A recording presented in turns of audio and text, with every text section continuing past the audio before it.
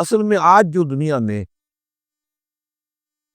جو creation of universe کا تصور ہے، جو تقریباً اب متفق علیہ، کچھ عرصے پہلے تک جس کو ہم کہتے ہیں Newtonian era of physics, Newton کا دور، جو بابائے فزکس ہے، اس میں کوئی شک نہیں، بابائے طبیعیات جو ہے وہ نیوٹن ہے، اگرچہ اس کے بعد ایک انقلاب عظیم آئنسٹائن کے ذریعے سے آیا، ابھی آئنسٹائن کا دور ہے جس میں ہم سانس لے رہے ہیں، لیکن یہ کہ بابائے طبیعیات نیوٹن، اس نیوٹونین فزکس نے جو تصورات پیدا کیے تھے، اس کا ذہن میں یہ نقشہ تھا کہ یہ کائنات ہمیشہ سے ہے اور ہمیشہ رہے گی، مادہ ہمیشہ سے ہے اور ہمیشہ رہے گا، میٹر از انڈسٹرکٹیبل،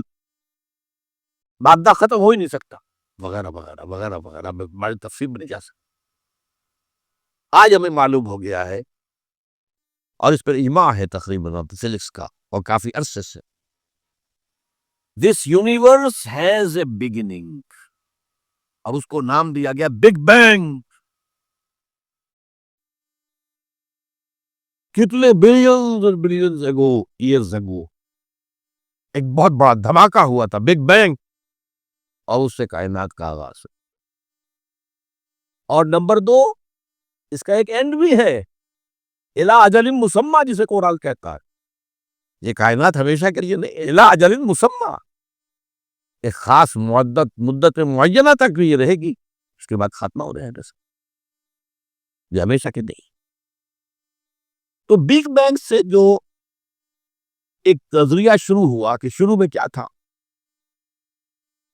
ذرات تھے، بہت چھوٹے بہت چھوٹے بہت چھوٹے بہت چھوٹے فوٹونز، ان میں حرارت اتنی تھی، ٹریلینز ڈگری آف فارنہائٹ یا سینٹی گریڈ جو چاہیں کہیں، and they were running away from Eden. یہ تھی first stage of the creation of this material world. پھر یہ ذرات جو ہے یہ مل جل گئے، اس سے گیلیکسیز وجود میں آئی، یہ گیلیکسیز ایک دوسرے سے بھاگ رہی ہیں، آج بھی مانا جا رہا ہے ایکسپینڈنگ یونیورس، یہ کائنات ابھی پھیل رہی، اور گیلیکسیز کے درمیان فاصلہ بڑھ رہا ہے۔ اور بڑی پیاری مثال دی جاتی ہے کہ اگر ایک غبارہ ہو، اس غبارے کے اوپر آپ نے کوئی ڈاٹ لگا دیے، اس غبارے کو جتنا پھیلائیں گے پھولائیں گے تو وہ ڈاٹس بھی ایک دوسرے سے بڑھتے چلے جائیں گے، فاصلہ ان کا بڑھتا جائے گا، پہلے غبارہ اتنا تھا اب اتنا ہو گیا، تو وہ جو دو ڈاٹس کے درمیان فاصلہ اتنا تھا وہ اتنا ہو گیا۔ The theory of the expanding universe، اس مال نے کہا ہے یہ کائنات ابھی ناتمام ہے، شاید کہ آ رہی ہے دمادم صدائے کن فیکون کن فیکون، ابھی تو جیسے کہ قرآن مجید میں آیا بھی ہے، ہم اپنے خلق میں ہم وسعت کر دیتے ہیں جو جتنا چاہتے ہیں، وَنَزِيدُ فِي الْخَلْقِ مَا نَشَاءُ، یہ تخلیق تو ہے بھی جاری ہے مارا۔ اس کے بعد وہ دور آیا کہ پھر یہ گیلیکسیز کے اندر یہ کرے بنے اور سٹارز بنے، اور پھر وہ کرے ٹھنڈے ہونے شروع ہوئے، انہی میں سے ایک کرہ ہمارا یہ زمین، یہ آگ کا کرہ تھا، آگ کا جیسا سورج ہے لیکن ٹھنڈا ہوا، ٹھنڈے ہونے سے یہ سکڑا ہے، تو اس پر اونچائیاں اور نیچائیاں پیدا ہوئی، اس میں سے جو بخارات نکلے انہوں نے جا کے ایٹماسفیئر کی شکل اختیار، اس ایٹماسفیئر کے اندر گیسز کے باہمی انٹریکشن سے پانی پیدا ہوا، اور ہزارہا برس تک پانی برستا رہا، پانی برستا رہا، پانی برستا رہا، جس سے سمندر وجود میں آیا، اور وہ جو زمین ٹھنڈی ہوئی تو اوپر کرسٹ آف دی ارتھ جو آیا ہے وہ اور پانی، اس کے امتزاج سے اس کرۂ ارضی پر حیات کا آغاز ہوا، اور اس حیات کی لکھوں کا سال کے اندر ارتقائی مراحل سے گزر کر آخری نتیجہ جو ہے وہ آج کے نظریے کے مطابق وہ ہومو سیپینس انسان ہے۔ یہ میں نے آج کا نظریہ تخلیق آپ کے سامنے رکھا۔ اس میں سے پہلے حصوں کے بارے میں تو اب اختلاف نہیں ہے، البتہ یہ کہ ایوولوشن کے بارے میں ظاہر بات ہے کہ اختلافات ابھی ہیں، لیکن یہ کہ یہ نظریہ ہے، اگرچہ بایولوجی کے میدان میں تھیوری آف ایوولوشن جو ہے اسے قبول نہیں کیا گیا، لیکن یہ ہے کہ ویسے اس کو تسلیم کیا جاتا ہے as a matter of fact. انسان کی سوچ میں، سوشل سائنسز میں، ہر چیز کے اندر جو ہے وہ تھیوری آف ایوولوشن گھس چکی۔ اب جو بات اس میں نہیں آئی ہے وہ بات میں آپ کو بتا رہا ہوں۔ This big bang was the beginning of the material universe. اس سے پہلا ایک دور ہے جسے سائنس نہ دیکھ سکتی ہے، نہ جان سکتی ہے، نہ اس تک اس کی پہنچ۔ اس سے پہلے بھی ایک حرف کن آیا تھا، جیسے ایک حرف کن سے بگ بینگ ہوا ہے۔ بگ بینگ کس چیز میں ہوا ہے وہ ابھی میں بتاتا۔ اللہ تعالیٰ کے پہلے اولین حرف کن سے ایک بہت لطیف نور پیدا۔ یہ لطیف نور کیوں کہہ رہا؟ اس میں حرارت نہیں تھی، حرکت بھی نہیں تھی، لطیف۔ اس سٹیج پر اس لطیف نور سے انسانی ارواح پیدا کی گئی اور فرشتے پیدا کیے۔ یہ پری بگ بینگ معاملہ ہے۔ ارواح انسانیہ میٹیریل نہیں ہے، ان کا تعلق اس یونیورس میٹیریل یونیورس سے نہیں ہے۔ یہ تو بگ بینگ سے پہلے کی بات، فرشتے اور ارواح انسان۔ جسد نہیں تھا، صرف روحیں تھی، لیکن ہر ایک کی روح تھی۔ آدم سے لے کر آخری انسان جو آئے گا دنیا میں قیامت سے تب پہلے تک، سب کی ارواح موجود تھی، اور ان سے عہد لیا تھا اللہ نے، الست بربکم قالوا بلی۔ اب جو آدمی اس بات کو نہیں مانتا وہ کیسے سمجھے گا کس سے عہد لیا تھا؟ جدید دور کے ایک مفسر نے لکھا اپنی تفسیر میں، یہ عہد انسان کی تخلیق سے قبل عالم غیب میں لیا گیا۔ میں نے ان سے عرض کیا کہ حضور یہ تو جملہ آپ کا محمل ہے، جو شو پیدا ہی نہیں ہوئی اس سے کیسے عہد لے لیا؟ عہد معاہدہ تو ہوتا ہے جو موجود ہے، اور پھر اس میں بھی یہ الفاظ آتے ہیں، میں بقائمی ہوش و حواس یہ اقرار کر رہا ہوں، فل کانشسنس، سیلف کانشسنس کے ساتھ آدمی ایک عہد کرتا ہے، ایک اقرار کرتا ہے، ایک معاہدہ کرتا ہے۔ تب میں نے جب ان سے عرض کیا تو انہوں نے مانا کہ ہاں تمہاری بات ٹھیک ہے، یہ عہد اجساد انسانیہ کی تخلیق سے قبل ارواح انسانی سے ملا۔ یہ ایک سٹیج تھی جس میں ارواح پیدا تھی۔ اس عالم ارواح میں جبکہ ابھی میٹیریل ورلڈ شروع نہیں ہوئی، ابھی وقت کا کوئی تصور نہیں۔ یہی وجہ ہے کہ عالم ارواح میں جو کچھ ہوتا ہے اس میں وقت نہیں لگتا، کن فیکون کن فیکون۔ عالم خلق میں آ کر وقت لگتا ہے۔ آسمان اور زمین 6 دنوں میں پیدا کیے، وہ دن ہمارے 24 گھنٹے والے دن تو نہیں ہے۔ انسان کے ایک نطفے سے لے کر ایک بچے کے مکمل ہونے تک 9 مہینے لگتے ہیں، ٹائم لگتا ہے۔ عالم ارواح میں ملائکہ کے لیے کیا خیال ہے آپ کا؟ جبرائیل کو عرش معلیٰ سے یہاں آنے میں کوئی وقت لگتا ہے؟ ٹائم ایلیمنٹ ہے ہی نہیں۔ ابھی یہ اس دور کی پیداوار ہے جبکہ ابھی ٹائم پیدا ہوا ہی نہیں۔ ٹائم اینڈ سپیس جو ہے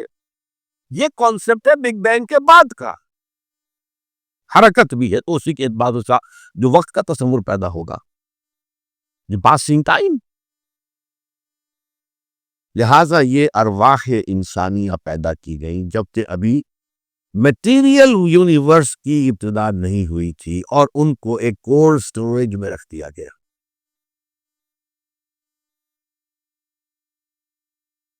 اب اس کے بعد وہ لمبا سفر، یہ جو تنزلات اور ارتقاء، یہ اصل میں 2 اصطلاحات آتی ہیں، ہمارے پرانے فلسفیوں نے بھی تو آخر کوشش کی تھی نا، سائنس تو ابھی نہیں تھی، سائنس کا تو ابھی تک جو ہے معلومات کا دائرہ بہت ہی محدود تھا، لیکن یہ ہے کہ تنزلات ستہ، تنزلات خمسہ، الاحد سے الواحد وغیرہ، یہ ذہنی خیالات تھے، یا عقل اول سے فلک اول اور عقل ثانی پیدا ہوئی، عقل ثانی سے فلک دوم اور عقل ثالث پیدا ہوئی، نوح افلاک اور عقول عشرہ، یہ ہمارے پرانے فلسفی جو ہے متکلمین ان کے ہاں پر سال مل جائے گے، جن کی نہ کوئی سند قرآن میں ہے، نہ حدیث میں ہے، کوئی سوال ہی نہیں، نہ سائنس اس کی کوئی تائید کرتی۔ جو بات میں عرض کر رہا ہوں اب اس کے اعتبار سے آپ کو سائنس کے درمیان اور اس پورے تصور کے درمیان معلوم ہوگا کہ ہم آہنگی ہے، مکمل ہم آہنگی، جبکہ ابھی صرف نور، اور نور بھی اس میں نہ حرارت نہ حرکت، ارواح انسانیہ کا اور ملائکہ، پھر وہ بگ بینگ، اور وہ جو عرصہ گزرا ہے جس میں کہ حرارت، شدید ترین حرارت، اس دور میں جنات پیدا کی۔ اب قرآن مجید کہتا ہے لَقَدْ خَلَقْنَا الْإِنسَانَ مِنْ صَلْصَالٍ كَالْفَخَّارِ وَخَلَقْنَا الْجَانَّ مِنْ مَارِجٍ مِنْ نَارٍ، آگ کی لپٹ سے، اور ایک جگہ فرمایا ہم نے آدم سے بہت پہلے جنات کو پیدا کیا تھا، وَالْجَانَّ خَلَقْنَاهُ مِنْ قَبْلُ مِنْ نَارِ السَّمُومِ، سموم کہتے ہیں وہ جو ہوا بعد سموم جس میں دھسکی ہوئی آگ ہوتی، لو، سخت صحرا کی لو، اس کا تصور کیجیے آپ، اس کی آگ سے، اس کی حرارت سے یہ جنات پیدا کیے۔ یہ جنات جو ہے اس زمین کی پیداوار نہیں ہے، مٹی کی پیداوار نہیں ہے،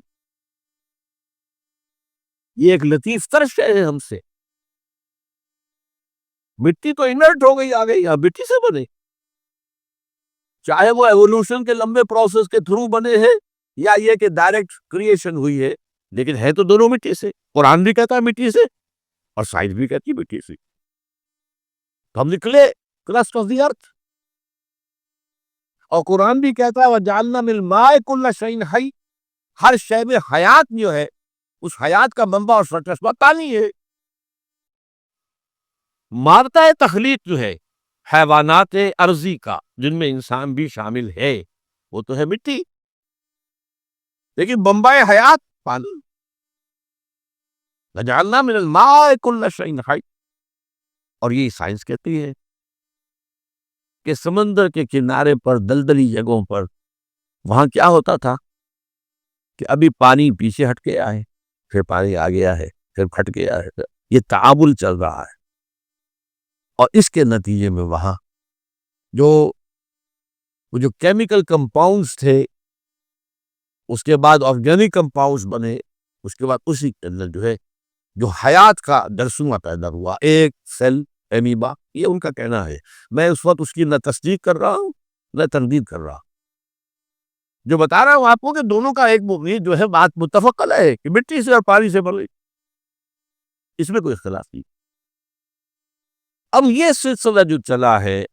اب وہی کہانی جو ہے دہرائی جا رہی ہے،